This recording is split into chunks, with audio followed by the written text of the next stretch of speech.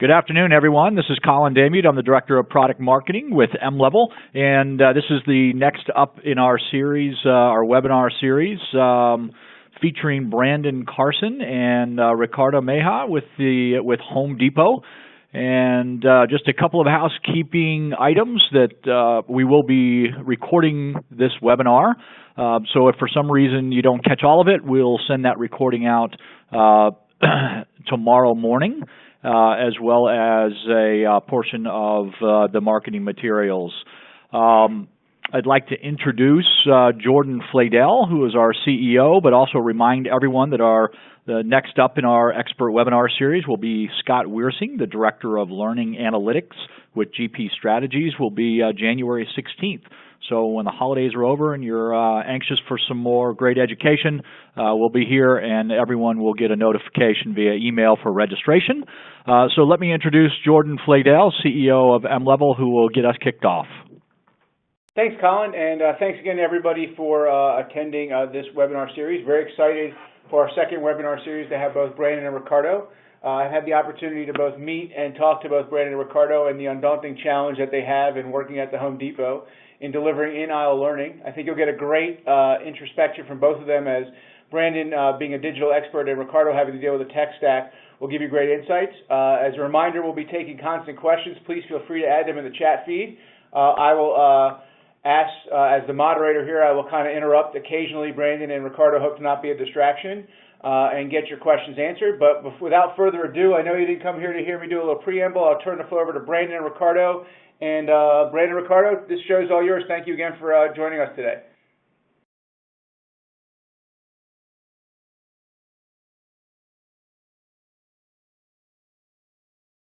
Brandon?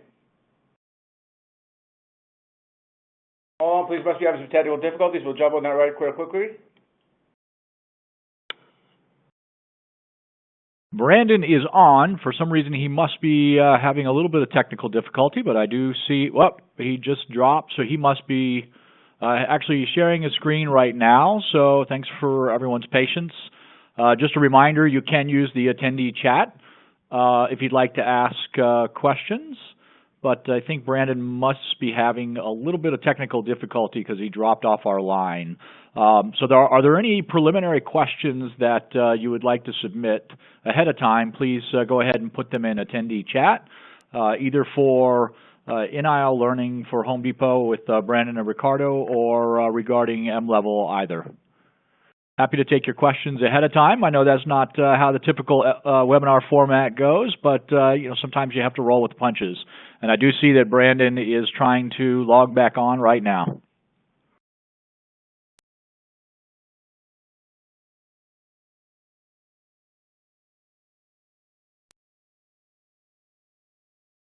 Thanks for everyone's patience. If I don't mind, yeah, somebody asked a question. Are there any slides we're supposed to be seeing? Yes, we're working on getting that up on the webinar platform right now.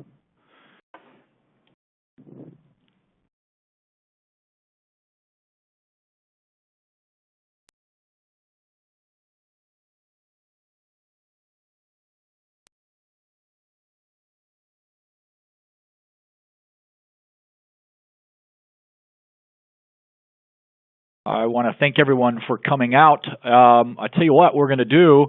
While Brandon is trying to get his slides up, we're actually going to pull his, we're going to give him about one more minute, and then we'll pull his presentation slides up ourselves if we need to just to help him out. Can you hear us now? Okay, we're in business. Brandon, welcome. Oh, sorry about that. Ricardo and I are in here, and we're looking at our computer just talking away, and we think everything's fine, and then all of a sudden you guys are on that end going, nothing's showing, nothing's showing. Brandon, are you able to share your slides? Yeah, let me go to that now. Okay, great. And you let me know when you can see them. All right, looks like it's loading. And all right, we're in business. So all right, we've got there's our pictures up there, so you can see actually what we look like. And Brandon, I'll let you take it away. Okay, thanks. And unfortunately, we didn't get Ricardo's photo up there. We didn't send it in time, so very sorry. We've got Ricardo Mejia here with me, or I have him in the room with me. And just a quick intro on who we are. So my name's Brandon Carson. I'm the Director of Learning at Home Depot, or a Director of Learning at Home Depot. And my charter is to help lead the efforts around design and development of our learning solutions. And joining me today is Ricardo Mejia, who's also a Director of Learning. I'll let him introduce himself. Hey everyone, my name is Ricardo Mejia. I'm Director of Administration and Analytics here at the Home Depot. My team makes sure that our associates receive the wonderful training that Brandon's team creates. And then we also keep all of our partners and the department informed on stuff related to learning. Great. So we look forward to talking to you guys a bit today about in-aisle learning at Home Depot. And then as we go through this, if you have any questions, like Jordan was talking about a bit earlier, just pepper them through the chat. And Jordan, you can interrupt us at any point, and we'll take questions because we're going to move a little quickly. We've got a lot of interesting things to talk about as it applies to in-aisle learning, that our initiative we're doing here at the Home Depot. And also, as I start moving through our presentation here, please, folks, let us know if I'm moving faster than the actual slides are loading, because sometimes that happens. Just a little bit about the Home Depot. We operate in the U.S., Canada, and Mexico across 2,276 stores, with revenue around $94.6 billion in our last cycle. And the reason I'm sort of telling you guys about that is Ricardo's team, my team, and some of the other teams in learning, we are centralized here in Atlanta, and we operate across this enterprise, at least the U.S. component of this enterprise, which is almost 2,000 stores, and all of the associates in that, as well as our non-store areas and our supply chain. So going into that, our learners, the learners we support, they aren't just the folks in the store. We do support our outside sales and service associates. There's about 10,000 of them. We support our almost 20,000 supply chain associates. But we also have almost 14,000 associates in our headquarters here in Atlanta, which we call the Store Support Center, or the SSC. And over 25,000 customer support associates, as well as the 350,000 store associates we support. So you can see all the different lines of business that learning supports, which is not an insignificant number, and it is quite complex to make sure that we build the learning solutions that are appropriate for all these different types of folks working across the business. Brandon, it's Jordan. Sorry to interrupt you. It seems like your screen share keeps going on and off. Do you guys want us to upload the deck for you and push that through and kind of control, and you just tell us when to click? Because it seems like it's basically coming on and off as you screen share. Oh, really? Interesting. Okay, yeah. Do you have the deck, right? We do. Let me go ahead and get them to upload it real quickly. You keep talking and keep doing background. I'm going to go run and get them uploaded. Okay? Okay. All right. So just a few stats on what we support from the L&D perspective with some numbers. Ricardo, can you talk to these numbers here? Yeah, sure. So through our learning management system, we do about 22 million course completions per year. That's what we're tracking to right now. That generally comes out to be about a completion every 1.5 seconds. We have also a pretty strong virtual program, and we train about 70,000 of those associates, most of them being in the stores, but there are some other areas where virtual training is offered. And lastly, we have 10,000 associates that are trained in the leadership program and are brought here mostly to Atlanta to be part of our leadership, what we call HDU. And most of the training that they receive here is around leadership. Great. So quite a few associates, but also quite an interesting scale that our learning management system supports, with course completion every 1.5 seconds. I think as we've been talking, we've probably had about 20 course completions. Right. How are we doing on the deck, Jordan? We are full greens now. You should be able to see it as well as everybody else as they're back in. Thank you, Brandon, for allowing us to do that. So just let us know when you need clicking. We'll be right there for you, okay? Okay, great. So on the learning challenge slide, you can see we have, so you have that scale. We have folks in our stores, primarily is where we're focused on right now with the in-aisle initiative. You have our folks who come on board, and there's a lot of training that has to go through that learning management system into their heads. And so we have this graphic of a fire hose because in some respects we feel like we fire hose our associates in their first few weeks here with just a ton of training. And we do that sometimes before they've even had a lot of activity on our floors. And so we have all sorts of different subject material and categories of information that associates need to start, including, you know, their safety training, make sure they don't hurt themselves or hurt someone else, a lot of compliance training, training on our payment systems and our credit programs, our product knowledge training, and all sorts of services and systems training that we put folks through. And how this is normally done in a store is in the back room. There's a back room dedicated to training with a few training stations, which is like a little phone booth sometimes with a computer and a set of headphones. And they come on their shift, sign in, and then sit and take a lot of this training. And so part of the challenge is really how do we prevent this fire hose of information, which we all as learning people know probably really does more detriment than good in some respects. And so that's really where we started looking at from the perspective of how can we alleviate the pain and difficulty of training someone like this just so that they can be competent and confident enough to stand on the floor of the store and serve customers. So if you go to the next slide, learning strategy. So really what we've started to do is understand that in our stores, we really have two types of learning going on. We have the formal stuff, like that fire hose of stuff I just showed you, where folks come into the store and they take their orientation, they go through their self-paced learning in the back training room, they do their virtual distance learning training, and then they have some ongoing support through what we call our MMUs, or our monthly merchant updates. That's really the formal training that our associates get. And in the self-paced learning space, they may be getting anywhere from 20 to 60 hours worth of training based on what their role is initially when they get started. So that's the stuff that we say, you got to go through that and complete that.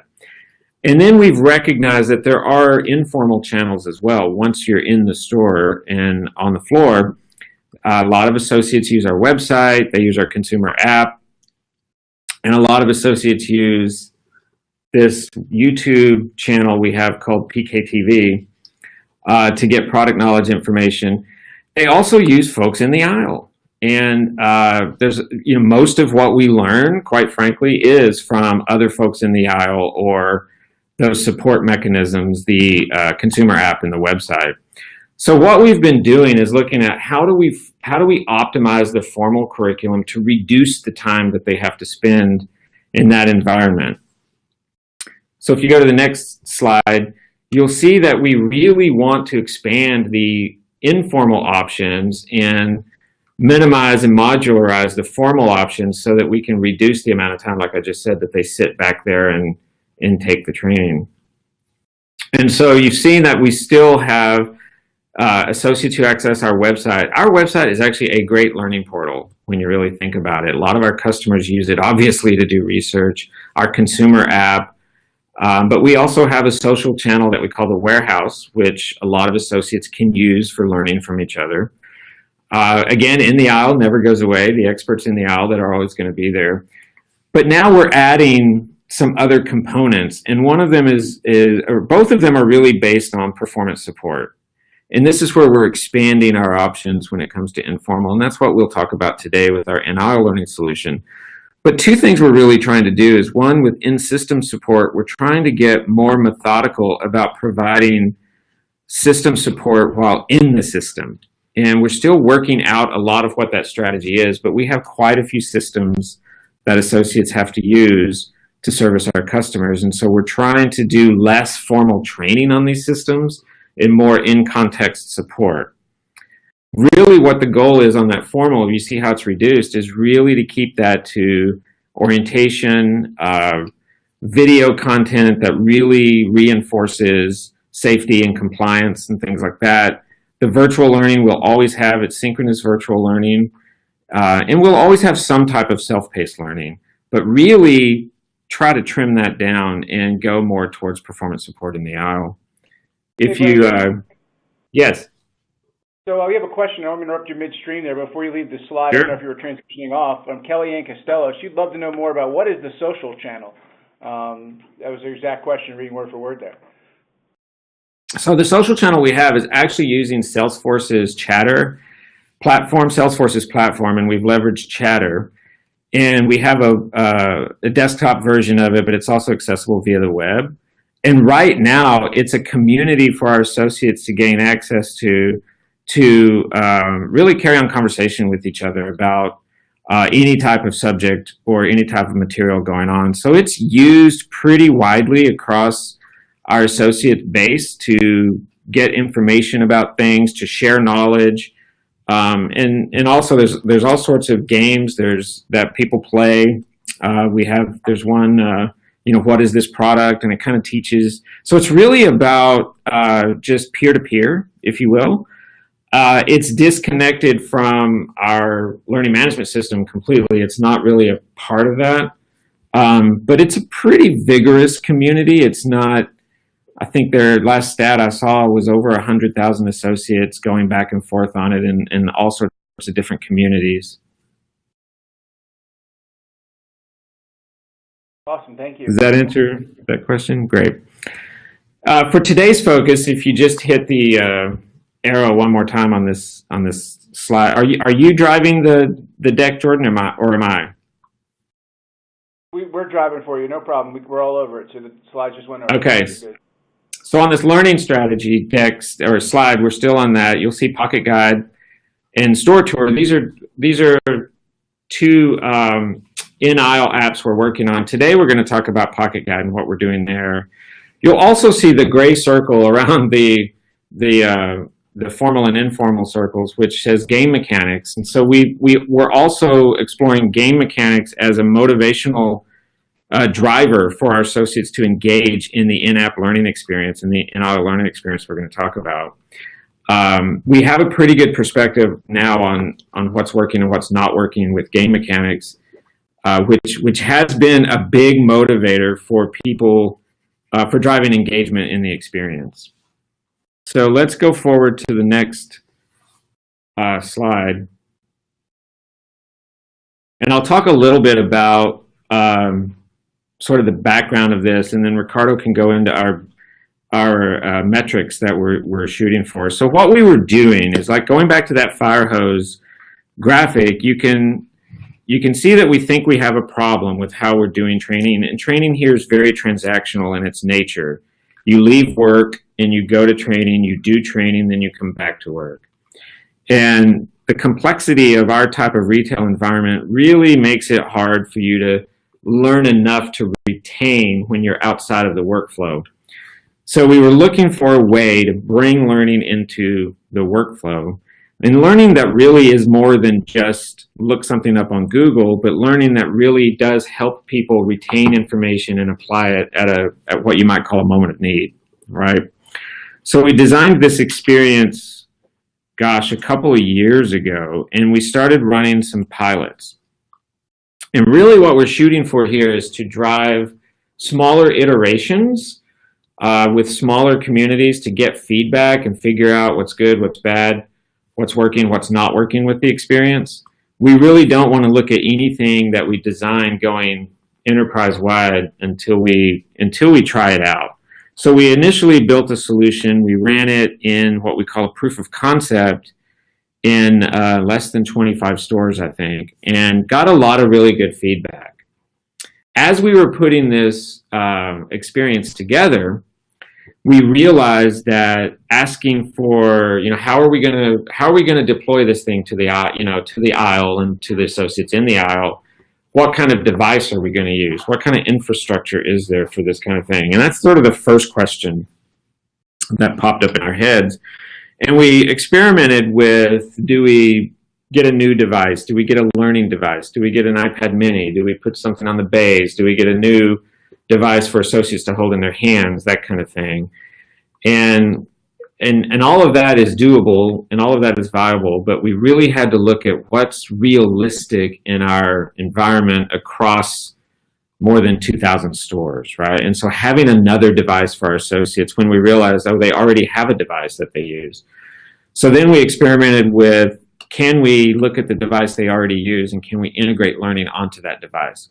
So the reason I'm sort of going into detail about all this is a real workable mobile strategy for you. If you're looking across your enterprise, you really need to look at what works in your environment, what does your infrastructure consist of, and is there a way for you to integrate into that existing infrastructure without having to create a new place to go or a new thing to hold, or a new type of device. And the complexity with our environment, we realized, hey, if we can integrate with the existing devices that are in our aisles already, that'll give us some traction and some velocity.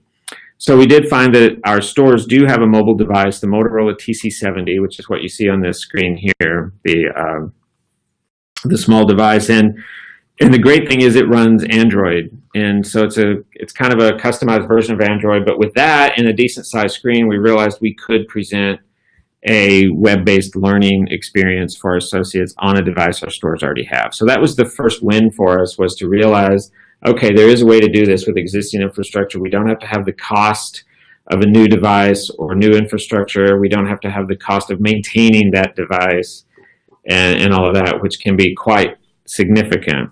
So once we had kind of worked out that, then we figured out, okay, we asked the question, culturally, will this work in our environment? Will our customers, respond well to our associates using a device in the aisle to help gain information, to help them? And will our associates be able to, do it themselves? So there's a lot of stuff. You got a lot of preliminary work you have to do to make sure that, the inherent constraints you have in your system are okay, that we can work within that, and that the infrastructure will support what you want to do, and that operationally things can be managed and maintained appropriately, and that your customer service and all that, if you're in a retail environment, won't be diminished or have detrimental side effects because of this. So a lot of that stuff we had to figure out. Quite candidly, putting the content and technology together is the easy part. It's getting the change management components and the operational side of things solid. That was quite complex, especially in our environment. So, yeah. A couple more questions coming in real quickly since they're on this topic. I figure we'll knock them out while we're here. First, we have a question coming in from Adam, and Adam asked, does it work on more than just that device? Is it the application, I think is what he's asking, is it locked down specifically that device, or would it potentially work on other devices throughout the ecosystem? Good question. And so what we initially did was partnered with our internal technology team that drives the design and user experience around our mobile app, our .com folks, and we aligned to our overall strategy as it applies to app experiences. And so we took direction from those guys. So instead of learning kind of going over here on their own and creating an experience, which quite frankly we're used to doing with our learning management system and the way we build our traditional e-learning, that kind of stuff, we're used to kind of owning and controlling that entire experience. We knew here when you're integrating something into the workflow that you were going to have to partner with multiple lines of businesses, with operations and merchandising and all these other folks to make sure that, there wasn't a detrimental, experience put on the device or anything like that that affected the workflow. So we aligned to the strategy here at Home Depot that we have for app creation in general. And so it was web apps. So we don't, we were told on this device, you really can't do a native app. There's not a lot of storage space on it. And they didn't want to support something like that. So once we knew we were going to build a web app, we did build it in a responsive manner so that it'll work across different devices and even desktop machines. So although we're really building a mobile experience and we want folks to use a device in the aisle, it will work on web browsers and iPhones and others. So it wasn't totally optimized just for this Android device, and we've got a web-based infrastructure for it. Awesome. Let me try a few more here for you before I let you go back in. So Grace Gill asks, how many average devices are in store versus number of associates? I think Ricardo might know that. So a little while ago, maybe early in the pilot, we did a study. And as you can imagine, with all these different stores that we have, it ranges, but around 22 to 23 devices we counted on average. And there are a little over 100 people in our stores, but keep in mind that, you know, with shifts and things like that, we felt like that was, you know, from a learning perspective, we always wish that there were more, but given what we had, we felt like that provided just about enough coverage to give everyone a chance on those phones. Awesome. Yeah, we don't have a one-to-one. We don't have a one-to-one ratio yet, but eventually that'll probably happen. Awesome. Then Gwen Fuller said, how did you access information from customers in regards to their reaction to having associates look at the device while on the floor? I think she's just generally saying, hey, you know, in this case, you know, I'm in the aisle. You know, how the customers reacted to that person coming in. And I know you have a great story here, Brandon, because I think you had a chance to tell me in store 121 during my tour with it to answer Gwen's question. Yeah, I mean, quite frankly, we have obviously we have a strong emphasis on customer service, and a lot of our customers come into the store having done research. At the end of the day, like I said earlier, we were doing small iterations and testing. We actually literally started just testing locally in a few stores. Me and the team went into one store here and we started building some iterations in the store and putting it on a device and going out onto the floor and testing it with associates, but also with customers in the aisle. And we asked questions and we did focus groups. And we do have you know, an operational mindset of making sure that our customers are involved in the things we're doing. So we have no problem asking folks. We also have more formal surveys that we do with customers. You know, we have a voice of customer survey that we do. We get feedback on. Yeah, we have, as Brandon's mentioned, some anecdotal observations, but we also have a scaled survey that we ask our customers. And we analyzed the results in the pilot, and the results were favorable. Now, not anything mind-blowing, but our customers were saying that our employees were friendly, that they were helpful, and that's the type of thing that we want our customers to say about our associates. Yeah, as we know in retail, the number one thing to have is a knowledgeable and friendly associate. And you know, even myself, and I know Ricardo and some other folks, when we go into the stores and we're working, we use this experience as well. And I've used it quite a bit with customers. And most customers are fine with you using some kind of technology to mediate getting them the service they need or the product they want. I have not encountered any difficulty with that at all from a customer perspective. It is unlike other retailers in some respects. I mean, it's a little bit more complex sometimes what customers are asking for, the solutions that they're seeking. But, you know, so far we have not had any, you know, customer feedback that's told us, don't use technology to help solve my problem. Right. Awesome. Well, there's two more questions in the queue. One I'm going to let you guys answer. The other one I'm going to save because I think it's your punchline at the end. So, Brian Whitley, you're going to have to wait a bit. But Isa did want to know how long the program's been deployed. How long has the PocketGuide been in operation for you guys? So we've been running pilots. Like I've said, we ran a pilot in 2015. I'm sorry, it's really what we were calling a proof of concept. And then we went to a pilot in late 2015, I think, in California.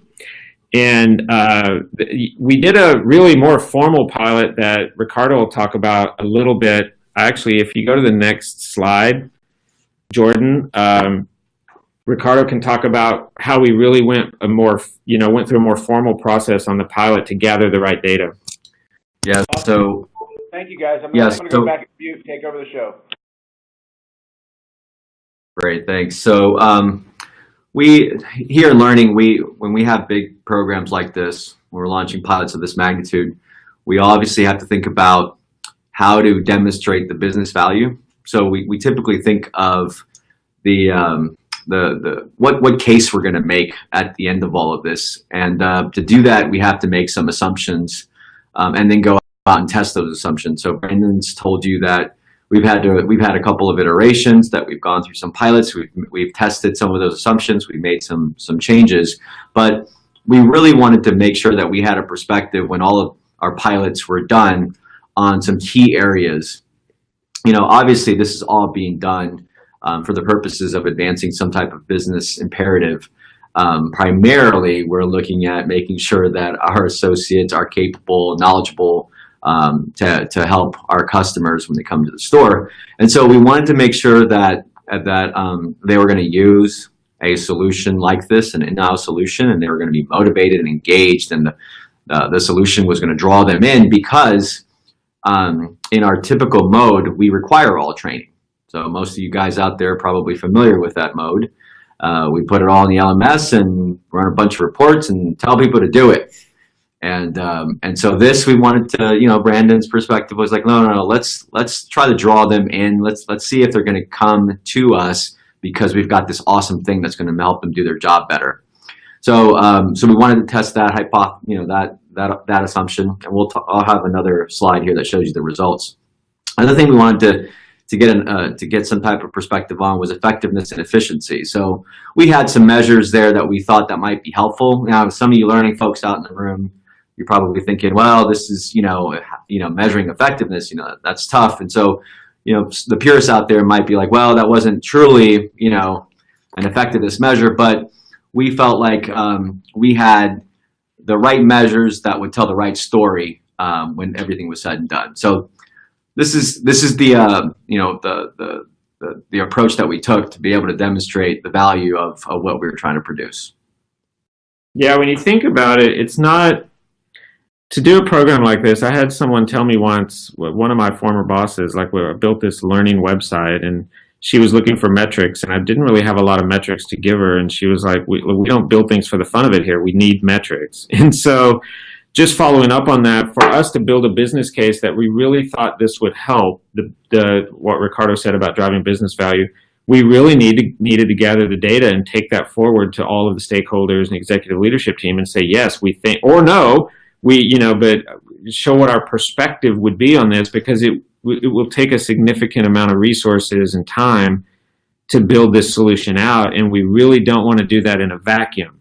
And quite frankly, that's the inflection point for a lot of learning organizations right now, is to become more data informed so that they make the right decisions on what to do. And we definitely wanted to take the time up front to build the experience and get it in front of folks and gather this data that Ricardo put together so that we could honestly look at ourselves and say, yeah, we think this is going to add value. The answer could have been the other, that no, we really don't think this is going to drive value, and we're not going to do it. And so it's really that inflection point of, don't build it and hope they'll come. Let's build it and get the feedback and make sure that they will come. If we want to move on to the next slide. I think the next slide goes through a demo. Oh, really? Yeah, so I don't know if you want to talk, Ricardo, a little bit about these 3 key areas for the measures, because Ricardo did come up with 3 key areas that we wanted to test in this pilot. We did have a pilot group of 78 stores in California, and we had a control group of almost, I think, 78 stores as well in California. So we were able to test these hypotheses against the pilot group and the control group. Yeah, so definitely we did do pilot versus control. Our current situation with the LMS is that we do have a program that serves as a good comparison to the program that we were testing with the PocketGuide. We have all this product knowledge training in the LMS, supported by e-learning and assessments that ultimately lead to a certification. We had to be able to reproduce a similar experience in PocketGuide, and so we, from a utilization perspective, we really had to kind of veer off just a tad there, because again, they're required to take it in the LMS. But so what we did there really was that we just went and captured a bunch of web data. It's all tied to our Google Analytics platform that we buy here at enterprise level, and then determine things like how long are people spending on pages, how many pages they visit per session, And so that gave us an idea of, how often people were coming and how long they were staying. For effectiveness, what we did was that we needed to, our primary measure there was to compare in the old mode and in the new mode, how long it was taking for you to get through the program. So in the old mode, to kind of give you an idea, it was months and months and months, almost a year, frankly, until someone received that certification where we said, hey, you've received all the training and can demonstrate the learning, via an assessment of a pretty extensive battery of, questions that we give our associates. And so it was a significant investment for our store operations to have our folks take that type of training just to demonstrate the learning. And we were able to measure that as well in the PocketGuide. And the results were just, overwhelmingly favorable in terms of PocketGuide. Obviously, you guys could imagine that's why we're talking about it. If it was a flop, we wouldn't really be talking about this, but it was pretty favorable. And from the efficiency side, what we're really trying to focus, let me back up a little bit. On effectiveness, we did also, Brandon and I alluded to this customer survey, which is one of our primary metrics to evaluate how well our stores are operating, and that's the voice of the customer. And that's, hopefully a lot of you guys go to our stores, but when you go to when you get a receipt, on that receipt there's a link to tell us, about your experience. And on there are questions about how the associate interacted with you. And so we're able to take that information and compare it against information that came from stores from the pilot. And we're able to evaluate the results against each other. And we also looked at sales, data point. So we really tried to look at was what elements of sales were more relevant to this type of program.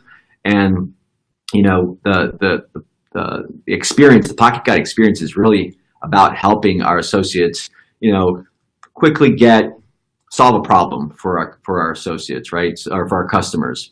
And in that problem solving is making sure that our customers get everything that they need when they're at the store, and that will save them time, right? So it creates value and convenience. And that means that, if you're buying something like a chainsaw, that you have all the other things that you need, so that when you go home, you're ready to rock. And so we checked what we call attachments, and the attachments rates were much more favorable in our pilot stores because our associates knew what to talk about with our customers, which is great. The last thing like I mentioned in the old program, there was all of this training, hours and hours of e-learning and assessments, and we have the ability to count how much actual time that takes in minutes and hours. And we could do the same thing in PocketGuide.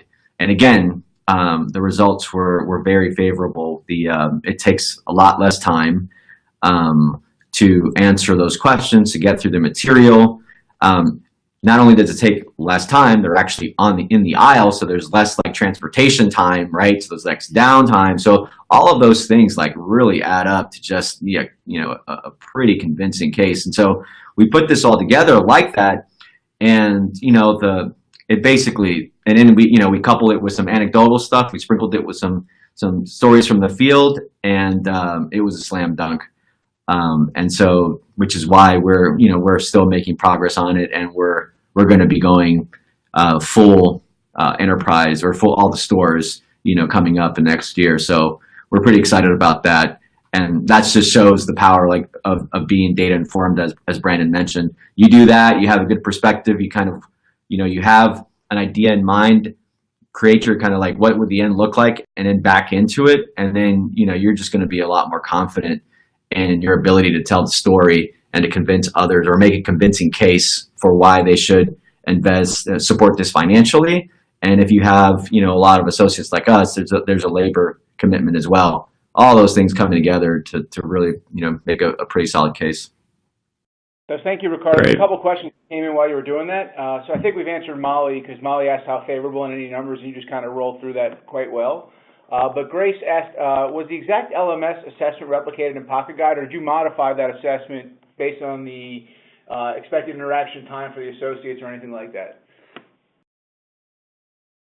So the interesting thing is, like Ricardo said, we certify our associates within a certain amount of time through the assessment items. We took those same exact assessment items from the traditional method e-learning and put them into the actual game mechanics, if you will, inside of PocketGuide. And so it's the same exact test, if you will, that the control group had.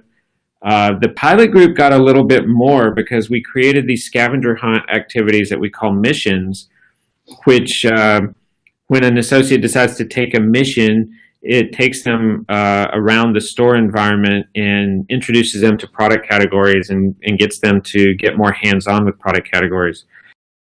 The efficiency that Ricardo was talking about in getting to mastery in less time than the traditional method was, yes, using the exact same assessment items, but even having a little bit more in the aisle with the missions, which have become quite popular with our associates because the majority of customers coming into the store really know what they want. They just want to know where it is. And so helping our associates get to fluency of the store environment quicker was also an added bonus that the in-aisle solution could really drive a lot more than traditional methods. Awesome. So Brandon and Ricardo, Fausto asked, how did you tie the voice of the customer survey to learning effectiveness?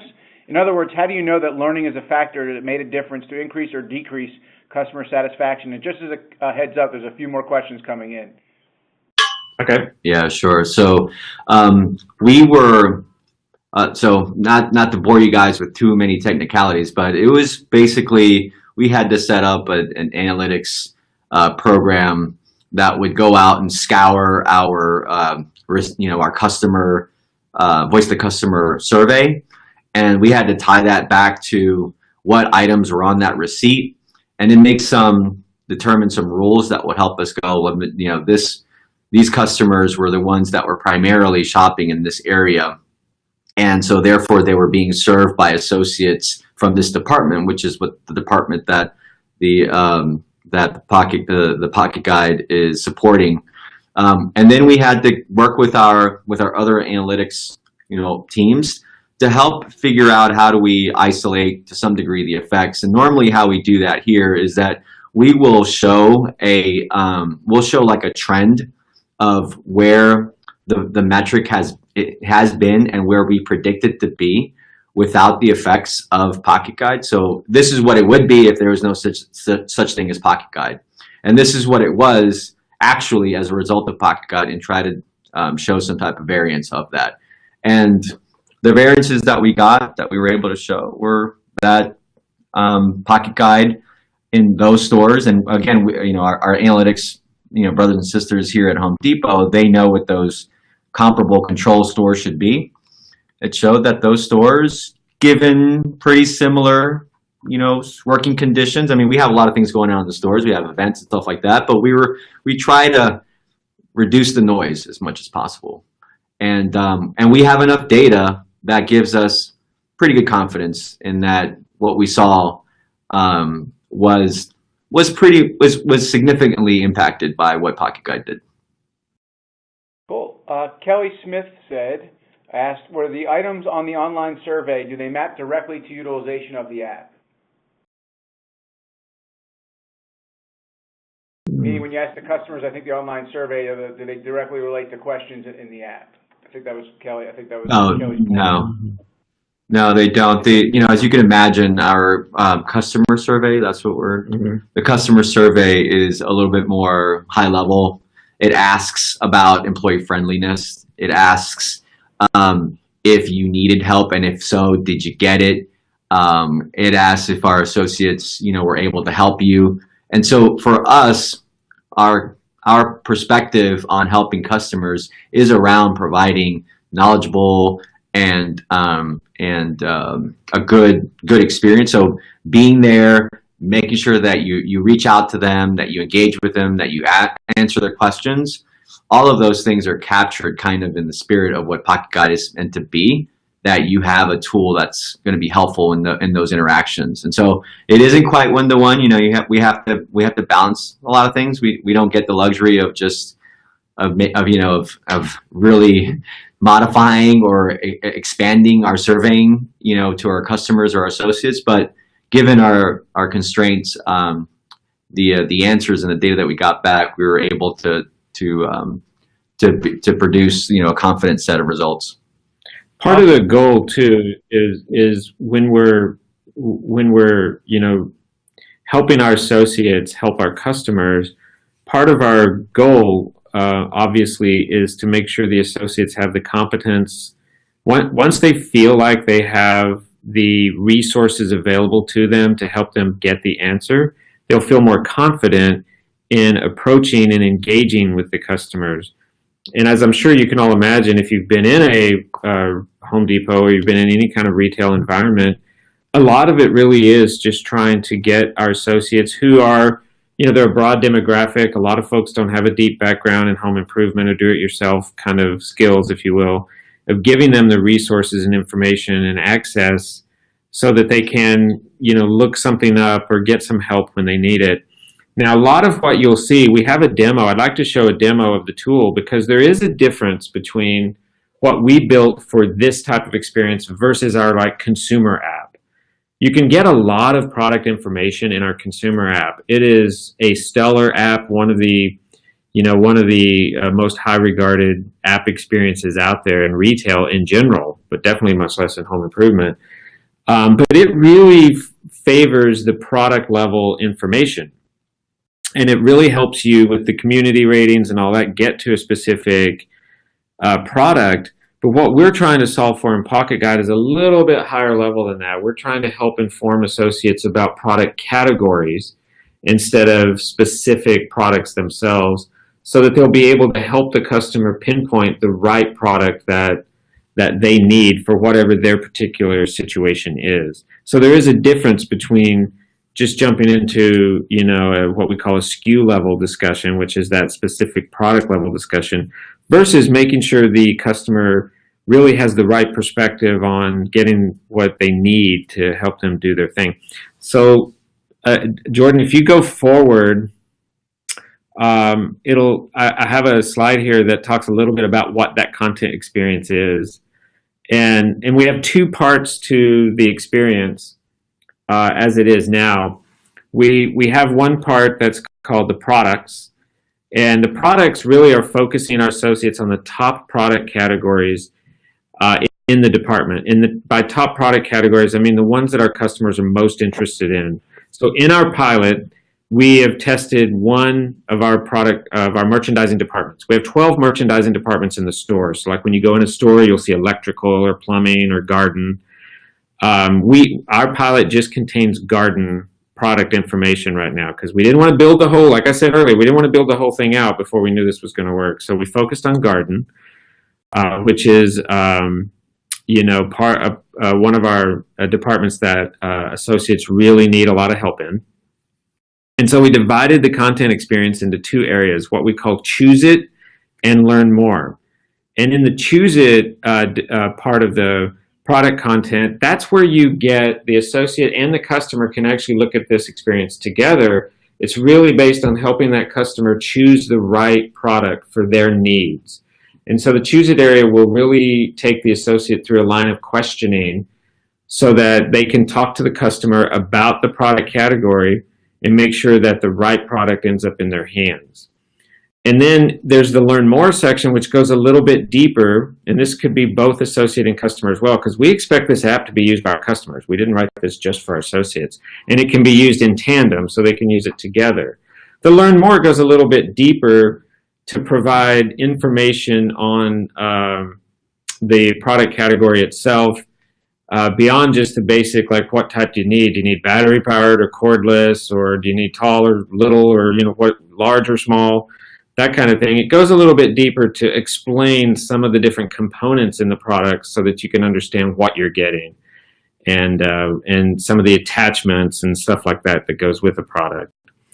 And then the other part of the experience is what we call the challenges. And so the challenges are where those game mechanics come in, because the challenges are where the associates demonstrate their mastery. They play, if you will, games, and they go on missions to learn more about the store, but also to demonstrate their knowledge that they've gained about the product categories.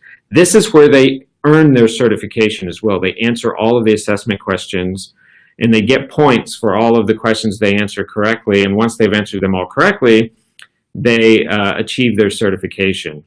We also have leaderboards that track their points earned and their badges that they're awarded, because they do get badges for participation. And these virtual badges show up in the experience for them as they use the experience more and as they pass milestones. So that's kind of, and you can see some screenshots on this slide of how the content looks. And again, we haven't spent a lot of time on the user experience from the look and feel perspective, because we wanted to run these pilots, like I said, and just get a good understanding of what works and what doesn't work. We were testing the challenges for the game mechanics. Do these really motivate our associates to engage in the experience? And are you guys all still there? We are still all here. You're doing a great job. Okay, good. A lot of questions coming in, so people are enjoying your chat. So okay, great. So let me quickly move to the demo, because I know we're running out of time here a bit. And let's see, Jordan, if you go to the next screen, the demo should start playing automatically. And here you can see it accessing PocketGuide from one of our devices. And we're going to move over to take a look at chainsaws. And you can see the Choose It category being scrolled through, where it's really helping the associate figure out how to ask the customer what type of chainsaw they may need based on their particular situation. There's also some tips in here for associates and customers to understand some of the imperatives around what features are in a chainsaw, and then what are some of the other attachments you might need as you pick up your chainsaw today.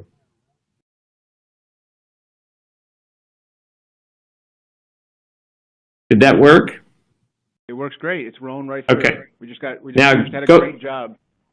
Go forward, and the demo will continue. So just hit the arrow, and then it'll move over to the Learn More, where we deconstruct a chainsaw. We go into the anatomy of a chainsaw, and we give the associate and the customer a bit of information on the engines and the blades and the different components of the chainsaw, so that they can help figure out, do I need an electric one? Do I need a gas-powered? What do I need? How long will it last on battery? And what kind of power do I need? These are all important questions that our customers have had over the years around making their decisions on these particular types of products.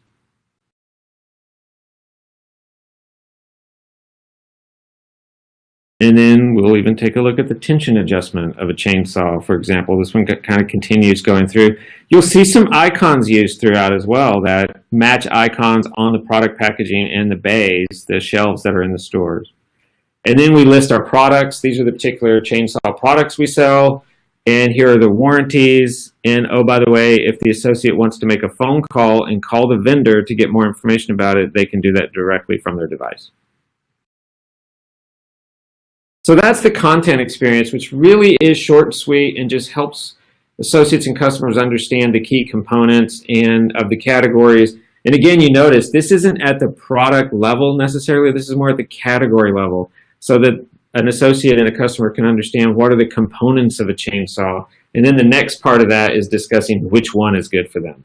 So if you go forward to the next slide, Jordan, you'll see the demo will jump over to the challenges and show a little bit of the game mechanics. So you can jump over at any time and take a challenge. The challenges are all built to be pretty short. We're going to take a mission right now, and we're going to go over to the portable power aisle. And the missions really just sends you on a scavenger hunt, and you tap through it really, so there's not a lot of science here. It's asked us to go to the trimmer aisle and find the battery-powered trimmers. Once you locate them, you just let it know, and then it's going to ask you to find a particular model. Now it's going to ask us to go over to the battery-powered chainsaws, and then it's going to ask some questions about those chainsaws. So the idea of these missions is it gets you over to figure out where a trimmer is or where a chainsaw is. It asks you to look for specific types of chainsaws or trimmers and pick it up and read the packaging, read the bay, and then answer some questions about it. And we have found that this really does provide our associates what we call hands-on learning. They get an opportunity to really touch the products and learn more about the products, and a lot of knowledge from the products comes from the actual signage on the shelves and also the product packaging. So it really helps them understand not just where things are, but what are the differences between some of these products. So if you go forward to the next slide, it should show you what our leaderboards look like. So as you go through these challenges and you complete these activities, you get, if you do well enough, you can get onto the leaderboard, and you can, so there's two types of leaderboards, one in the store and one in the, for all the stores in the district. So you can compete against other stores. You can compete against other associates inside your store as well. We have found that the leaderboard activity is great. Associates love to compete. They love earning points and getting on the leaderboard and being able to brag about it as well. If you go forward, I think that's it. So that's it for the demo. And then Ricardo has a little bit of an example of our dashboard here that we tracked through some of the data he talked about that we were tracking, but this is a dashboard we would present to our executive leadership team on a weekly basis about the activity in the pilot. Yeah, so I'm not going to go into this. Brandon's basically said it all, but we had to produce this on a weekly at first, and then we moved it into a monthly cadence. But it basically pulled all of the data that we had from various sources and compiled it so that our leaders and our partners could be aware of how the pilot program was doing. And you'll notice that some of the call outs there on those data points showed the difference between our pilot and control results. So again, like I mentioned earlier, the proof was undeniable. The program was a success. If this was how we all were really excited that this was really great for 78 stores. Imagine, our full chain, being able to take advantage, all of the benefits that we would realize would be incredible. So we plan to continue to do this as we go forward. Maybe not to this extent. There are some things that we don't need to provide evidence for anymore, but we'll still need to provide. We'll still need to keep our leaders and business partners informed of how PocketGuide is doing. Awesome. Well, guys, I want to say thank you. We have about 3 minutes left. I'll get a couple questions in, and I want to be respectful of time here and do so. And also let everybody know that we'll get a full copy of the deck out with the animations to everybody at the end of today, in about a day or so after. A couple questions came in throughout. One from Scott Worsing, who will be our next actual guest on the webinar. Wanted to know, when did associate complete a mission? And when was it slow in the store? I think what he's looking for there is, were there allocated times, or were these people actually doing their training in flight while they're in the aisle with the customer? It's possible. We didn't want to prescribe too much. Again, this is a little bit less formal, if you will, than formal training. But associates do need to be certified, so they do need to complete their missions, their other assessment items, and their challenges.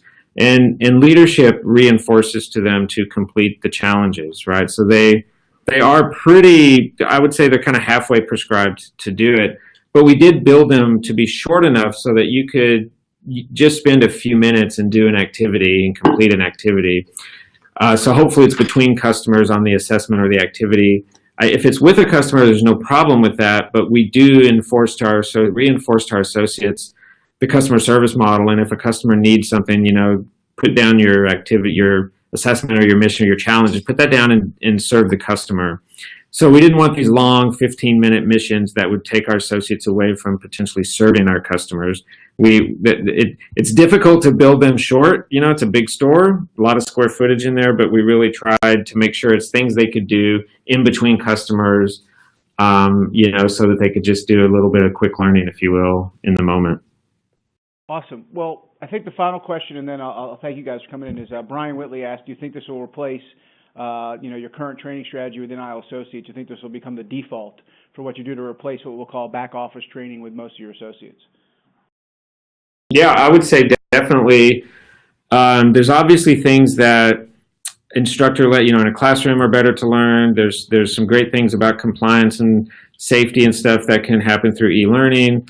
But realistically, we think a lot of this learning in the workflow, especially for a retail environment as complex as Home Depot, will take on a lot of traction and probably be the best way for folks to learn a lot of operational content, a lot of product knowledge content. And quite frankly, there's probably not anything, including leadership and other types of content, that you couldn't do this way, especially if you engage with social components into it. So we really think there's a lot of potential here for this. Awesome. Well, Brandon, Ricardo, thank you so much for coming. Everybody else, thank you so much for joining the webinar. I know there's a few more questions out there we didn't get a chance to get to. But again, appreciate everybody joining. If you want to learn more about Brandon, you can always, I put his link to his book out there, Learning in the Age of Immediacy, 5 Factors in How We Connect, Communicate, and Get Work Done. It's a great read for those in the learning profession. He's got some great stories in there. Brandon, Ricardo, so thank you so much. Thanks, everybody, for joining. Look forward to seeing you guys in January, and everybody have a great holiday. Yeah, thank you guys. Everyone have a good holiday. Thanks. Bye-bye. Bye.